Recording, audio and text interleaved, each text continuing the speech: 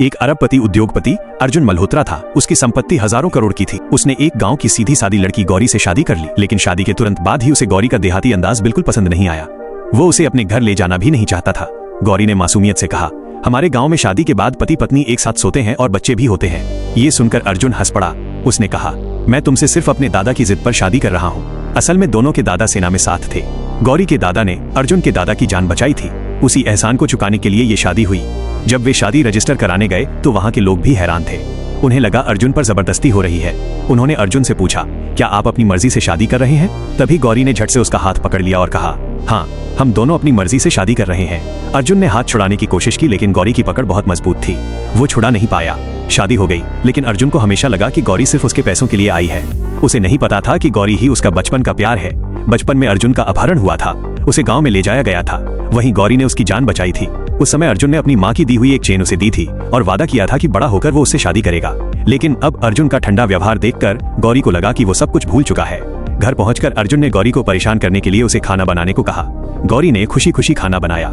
जैसे ही अर्जुन ने पहला कौर खाया, उसका चेहरा बदल गया। उसने तुरंत पूछा, ये मछली कहाँ से आई? गौरी ने मासूमियत से कहा, मैंने घर के एक्वेरियम से ली है। लाल वाली बड़ी थी, इसलिए वही बनाई। यह सुनकर होश उड़ गए। वो कोई आम मछली नहीं थी, वह बहुत महंगी मछली थी। अर्जुन ने दुखी होकर कहा, तुमने बहुत कीमती मछली खा ली। गौरी डर गई और बार बार माफी मांगने लगी, लेकिन अर्जुन उसे छोड़कर अपने दोस्तों के साथ क्लब चला गया।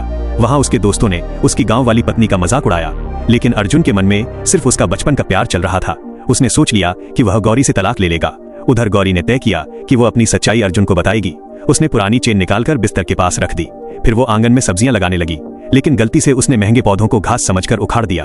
उसने उन पर खाद भी डाल दी, जिससे तेज बदबू फैल गई। थोड़ी देर बाद अर्जुन घर लौटा। जैसे ही वो अंदर आया, उसे बदबू आई। उसे पता चला कि गौरी आंगन में है, तो वो तुरंत वहां पहुंचा। उसने देखा कि गौरी उसके कीमती पौधे उखाड़ चुकी है। नौकर ने बताया कि उन पौधों की कीमत लाखों में है। ये सुनकर गौरी घबरा गई और जल्दी जल्दी उन्हें वापस लगाने लगी, लेकिन अर्जुन अब पूरी तरह गुस्से में था। तभी रिया नाम की लड़की वहां आई। वो अर्जुन को पसंद करती थी। उसने गौरी का मजाक उड़ाया और कहा कि उसे कुछ नहीं आता। गौरी ने शांत होकर कहा, मैं नुकसान की भरपाई कर दूंगी। रिया हंस पड़ी और बोली, एक गांव की लड़की इतने पैसे कहां से लाएगी? गौरी ने पूछा, तुम्हारा अर्जुन से क्या रिश्ता है?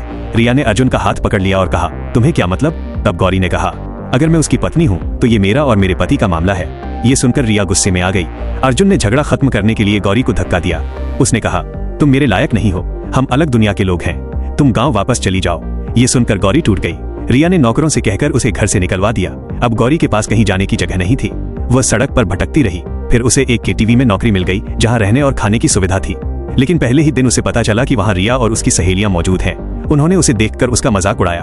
उन्होंने कहा, करोड़पति की पत्नी होकर वेट्रेस का काम कर रही है। गौरी ने शांति से कहा, मैं गाँव की हूँ, लेकिन मैं किसी से कम नहीं हूँ। रिया गुस्से में आ गई। उसने उसका गिलास गिरा दिया। उसने अपनी सहेलियों से गौरी को पकड़वाया। वे उसके चेहरे पर कांच से हमला करने वाली थी। उसी समय अर्जुन घर पर गौरी का सामान फेंकने को कह रहा था। तभी उसे बिस्तर के पास वो पुरानी चेन मिली। चेन देखते ही उसे सब याद आ गया।